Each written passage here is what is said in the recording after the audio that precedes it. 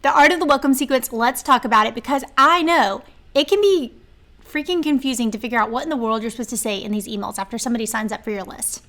And I'm on a mission to simplify it, okay? It can be so confusing. You've got all these different entry points into your business. You've got people that are taking your quiz, grabbing your coupon code, doing some sort of JV webinar, and they're coming in through another list, or you did a giveaway, or they raised their hand to hear about your services. You have a myriad of little entry points into your list, and I know it can get so confusing. Okay, then what? How do you connect point A to point B? How do you figure out how to siphon these people into the right lane? Do you have to redo it every single time you come up with an offer? Do you have to make a new sequence for every single freebie that you have? It is so confusing. This is what makes me mad. Some people hold back on email marketing altogether because they're stuck on, well, I don't have everything set for people to come into my list, so I'm just going to figure it out first. You can do this and build your wings on the way down, but I'm going to show you in this video the 5 emails that you need to have in your welcome sequence. Really, just 4 of them you need to have. One's a little extra. I'm going to tell you about my philosophy there. Also, for funsies, we're going to do a little whiteboard action, so I'm going to draw out this along the way to help you hopefully contextualize where these go, how the sequence works, how many days between, etc. Don't look too closely at my nails. They're not done. Maybe I'll go crazy on my birthday and get a manicure. Click like if you think this will actually be helpful. I have wondered what needs to go in my welcome sequence, and I've wondered before, how do we connect all the dots here? I'm going to show you my automations. While you're down there clicking the like button, hit subscribe, because this is going to be part 1 of a 3-part little series that I'm going to do over the summer. I'm going to take you behind the scenes of my welcome sequence, my live launch sequence, and evergreen sequences that I have up and running in my business.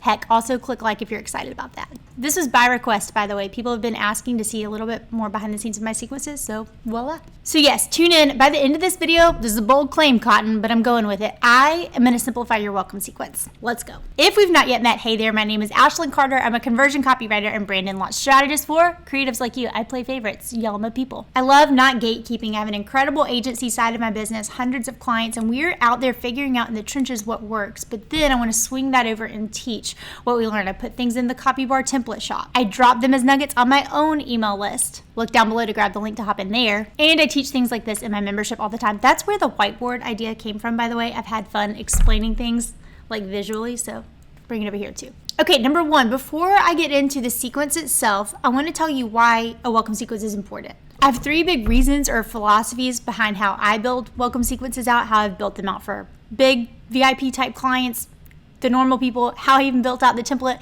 in my shop that walks you through a welcome sequence and gives you all the copy. Here's my headspace behind it. 3 things. Number 1, it needs to be sales seeding. When somebody first hops on your list, that's sometimes when they're most primed to buy, but we need to discuss a few things with them first. That's what the sequence is going to walk through, but it's so important in these welcome sequence emails. I need to be seeding, people pay me for this, you can pay me, you can pay me, you can pay me. I'm not going to come in with a direct pitch right away, more on that in point 2, but I do want them to understand where they fall in the ecosystem. What are all of the ways that they could work with me in my business? How could they work with you in your business? So we're sales seeding in this welcome sequence. The second big thing is that this sequence has to be sustainable. I am a long game girly. I've been in business for a long time. I plan to continue to be in business, but I'm also figuring things out as a mom with 3 kids. I like to add offers. I like to change offers. I have learned over the years I like to add freebies. I like to remove freebies. I need my welcome sequence to work, and I do not have time. I do not have time to change it every single time that some big change happens. So it's been easier for me to keep this welcome sequence, the one I'm going to walk you through, and then go through and about every 6 months or so, dust it off, make sure it's up to date, and then it's going to do its job. So again, if you have ever wondered, how many welcome sequences do I have? Do I have a different one for each offer? Where does the freebie delivery go? I'm going to teach you all of that. But no, that's why this welcome sequence I'm about to show you is why it is. It's because I need it to be sustainable. You probably need yours to be sustainable too. Number 3, the kicker.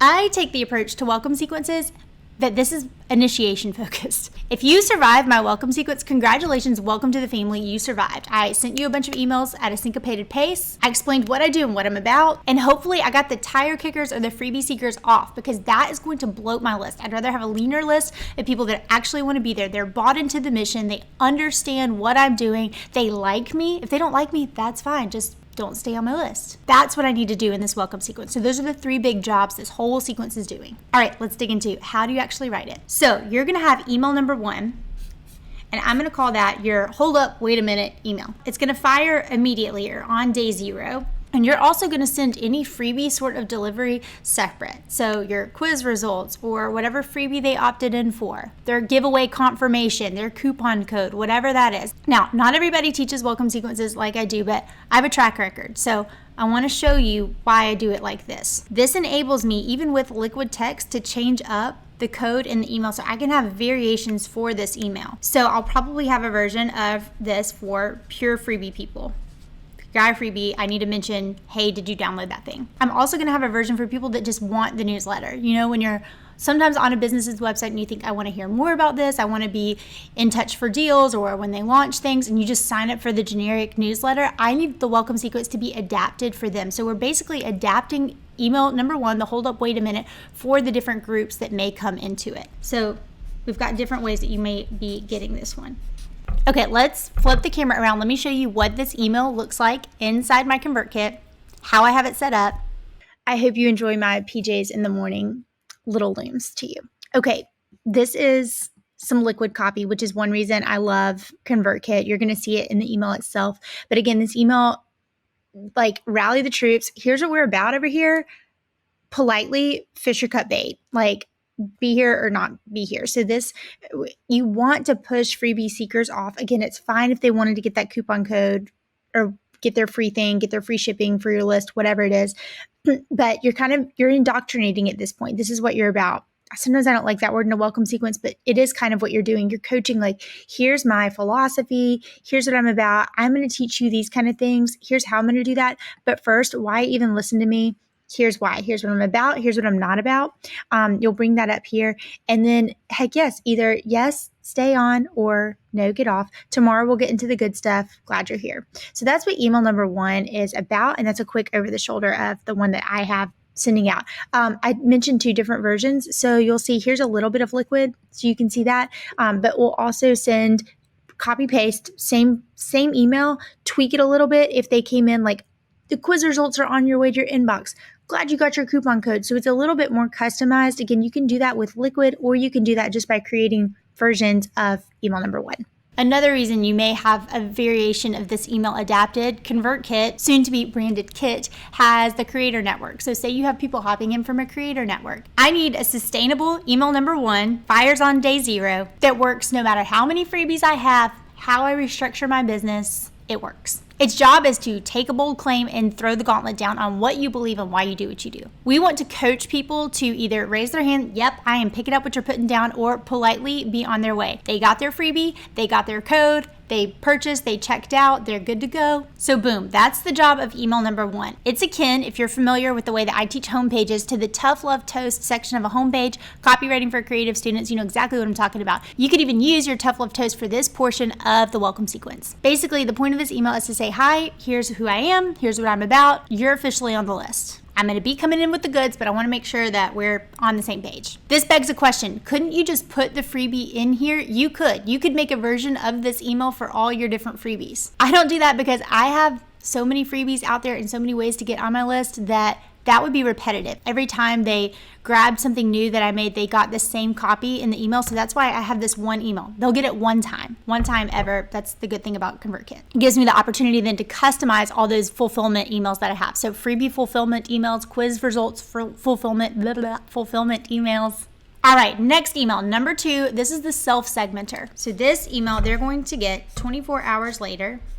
Now, the job of this email is to provide tremendous value. It's going to follow up on what you were doing in the previous day. So in the previous day, we were really helping coach people like, hey, you in, you out. Email number 2 is to collect a little more data and information about the person so you can understand and then later self-segment and send them the correct targeted type offers, type emails. Here's a little pro tip a lot of people forget. This email, even if you never use the segments that you figure out, you'll be able to better understand the proportionality, is that a word? Pie graph of your list of what people need what. So based on these emails, I'm able to understand the percentages of my list roughly that fall into different categories. So I can see my list is majority people who want this, or my list is perfectly in thirds. People want this, that, and the other. Without this sort of stopgap email right early in your sequence, it's really hard to come in and figure out that data later. Remember how I told you people are most interested in clicking and signing up for things right when they sign up on your list. So we are going to get that data right out of the gate right here. Again, this is a little different from other welcome sequences out there because instead of coming in and trying to sell again immediately, which I want to do,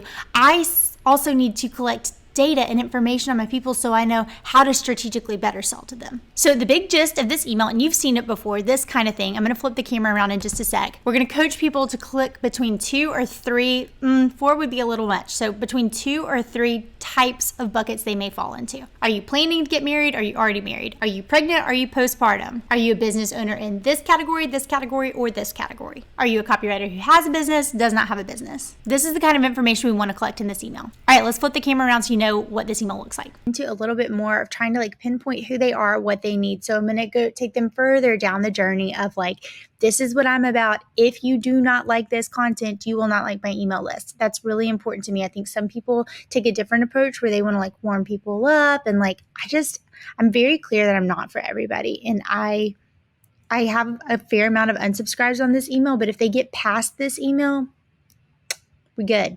We jamming. So one way I do that is by giving them a few different examples of past content that they could look at to kind of see what they may be getting.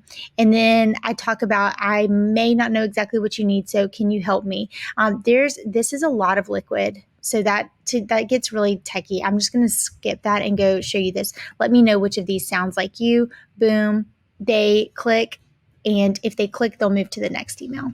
All right, I hope this is behind the scenes helpful. I've never gone into this much detail in my own welcome sequence before. If you're already thinking, oh my gosh, this is a lot of words I need to write, grab my template. It's in the shop, link down below. The next email I have for you is a little bit of a ninja trick. I'm going to call it the but really please self-segment email. This works if your email marketing platform has if this then that sort of automations that you can set up. So here's what we're going to do with email number 3. Okay, this is going to send 24 hours after this previous email, but if they clicked in the email before, they're going to skip directly to the next email I'm going to tell you about, okay? Again, this is where it makes more sense to look at the picture. So here's what we're going to do. Yes, they clicked. They're going to go into day 3. Their email is going to go into day 2 and look a little bit different. If they did not click in the previous email, they did not self-segment themselves, then they're going to get another chance to do that. And it's also going to be sent on day 2. So 24 hours after that email, we'll give them another shot. So I'm going to call this email number 3, and it's the but really. But you know, because we've talked through this, that they only get this email if they didn't click the previous day. So remember, we're on a fact-finding mission with your welcome sequence. We want to figure out who these people are, what makes them tick. So we're going to give it one more try before we move on to the next email in the sequence. You're going to come at this email though. Its job is to do it in a different way. So clearly the previous email didn't work. So what we want to do in this email is show your smarts a little bit. Show kind of what you have to bring to the table, how detailed you can get, how good at your job you really are. And then you're going to follow it up in that email by basically saying, I want to teach you more stuff like this, but I really need you to tell me exactly what you are, this or that, or have them pick between those 3 options so you can get them the targeted info that they crave. As I'm recording this, my little 3-year-old is awake and over there reading a book, but I think I can get through this. So email number 3, they only get this email if they did not click in the previous email. So this is your one more shot. And my approach is to teach something. So you're showing your smarts. You're saying like, here's a philosophy I have. Here's how I've come to this conclusion about what I do. I want to be able to tailor this more for you and what you need. So one more time, can you help me play matchmaker here? And again, if they don't click this time, that is a-okay, but they only get this version if they didn't click on the previous one. If they don't self-select for this email, no harm, no foul. We just move along and they're just never hyper-categorized. So that's how you're going to come at this email. Again, you don't have to send this, but I have found it's really helpful. Okay, so that's email number 3. Now we're going to move into email number 4, which again, you understand that they could have just passed go, collect 200 and gone straight to this email if they self-segmented in the second email. Blah, whiteboard for the win because it's clearer when we look at the paper, is it not? Okay, so email number 4 is what I call the coffee date whitelister.